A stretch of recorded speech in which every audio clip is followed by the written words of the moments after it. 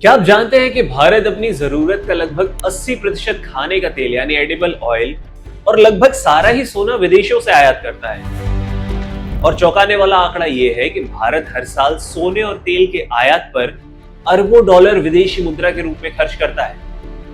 10 मई 2026 को तेलंगाना के सिकंदराबाद में पीएम ने एक भाषण दिया और इसके साथ ही एक अपील की।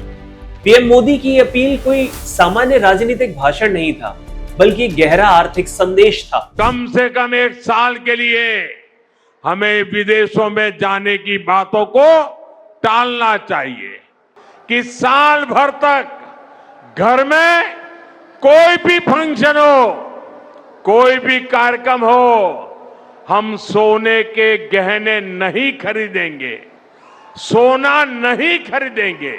अगर खाने के तेल में खाने का तेल का जो उपयोग करता है, अगर वो कुछ कमी करे, मैंने बार बार कहा है 10% कम करो।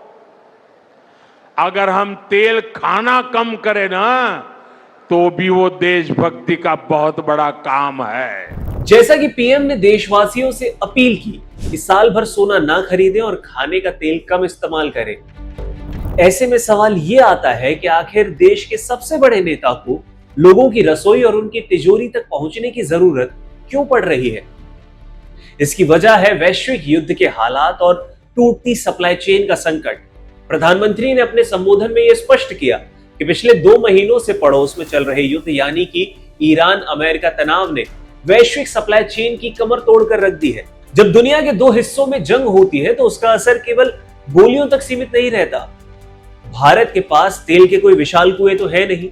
हमें अपनी जरूरत का पेट्रोल, डीजल, गैस और फर्टिलाइजर सब कुछ बाहर से मंगाना पड़ता है और इन सब पर युद्ध का असर पड़ता है।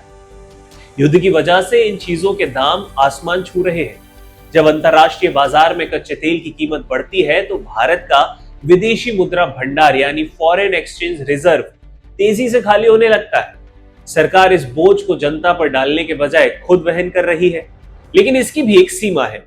इसीलिए पीएम ने एक देशभक्ति की चुनौती के रूप में इसे पेश किया है। भारत दुनिया में खाद्य तेलों का सबसे बड़ा इंपोर्टर है। हम पाम ऑयल, सोया ऑयल और सनफ्लावर ऑयल का विदेशों से इंपोर्ट करते हैं और इसे मंगाने में भारी मात्रा में हमें डॉलर चुकाने पड़ते हैं। पीएम मोदी ने एक बहुत ही व्यवहारिक तर्क दिया कि अगर हम तेल का उपयोग कम करेंगे तो इससे देश के खजाने का स्वास्थ्य भी सुधरेगा और परिवार के लोगों का भी। यह अपील सीधे तौर पर भारत के करंट अकाउंट डेफिसिट को कम करने से जुड़ी हुई है।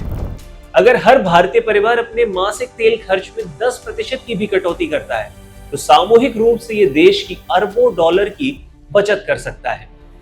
ये देह सेवा यानी कि बेहतर स्वास्थ्य और देश सेवा यानी आर्थिक मजबूती, दोनों का ही एक अनोखा मेल है। सोने की बात करें तो ये निवेश की आदत है या अभी अर्थव्यवस्था पर एक बोझ है, इसे समझना जरूरी है।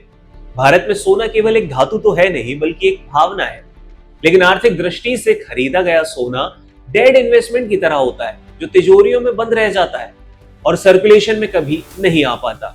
2025-26 के दौरान सोने की कीमतों में 60% का उछाल देखा गया। पीएम ने अपील की है कि साल भर तक घर में कोई भी कार्यक्रम हो, हम सोने के गहने नहीं खरीदेंगे। इस अपील के पीछे की मुख्य वजह है ऐतिहासिक महंगाई। वैश्विक अस्थिरता के कारण निवेशक शेयर बाजार छोड़कर सोने की ओर भाग रहे हैं, जिससे उसकी कीमतें रिकॉर्ड स्तर पर है। इसके अलावा डॉलर की बचत भी एक कारण है। सोने का आयात सीधे तौर पर विदेशी मुद्रा भंडार को चोट पहुंचाता है। इसके साथ ही ये सिक्योर इन्वेस्टमेंट का प्रेशर भी है। चीन और भारत इन जैसे देश केंद्रीय बैंक में अपना गोल्ड रिजर्व बढ़ा रहे हैं ताकि डॉलर पर डिपेंडेंसी कम हो सके। जब इतनी बड़ी घटनाएं घट रही हो और पीएम ने ऐसी अपील की हो तो विपक्ष का बोलना जरूरी है। तो विपक्ष ने भी आलोचनाएं की है और आर्थिक चिंताएं भी व्यक्त की है। प्रधानमंत्री की इस अपील पर राजनीति भी तेज हो चुकी है। कांग्रेस ने इसे गैर जिम्मेदाराना और अनैतिक करार दिया है, तो वही विपक्षी नेताओं का तर्क है कि सरकार के पास ऊर्जा सुरक्षा और आर्थिक संकट से निपटने के लिए कोई ठोस इमरजेंसी प्लान ही नहीं है, इसीलिए वो जनता पर बोझ डाल रही है। उनका यह भी कहना है कि नागरिकों से त्याग मांगने के बजाय सरकार को ईंधन के पर्याप्त भंडार और कूटनीतिक रास्तों पर ध्यान देना चाहिए। लेकिन कुल मिलाकर ऐसा है कि ये एक सामूहिक जिम्मेदारी की तरह है। अगर मौजूदा वैश्विक हालातों को देखा जाए तो 140 करोड़ की आबादी वाले देश में ये माइक्रो मैनेजमेंट एक बहुत बड़े आर्थिक सुरक्षा कवच का काम कर सकता है। अभी हमारे देश की जनता पर निर्भर है कि वो इस आर्थिक देशभक्ति की चुनौती को किस तरह से स्वीकार करती है। आपको क्या लगता है, व्यक्तिगत उपभोग में कटौती करना देश की अर्थव्यवस्था को बचाने के लिए क्या सही तरीका है? आपकी जो भी राय हो कमेंट में बताएं।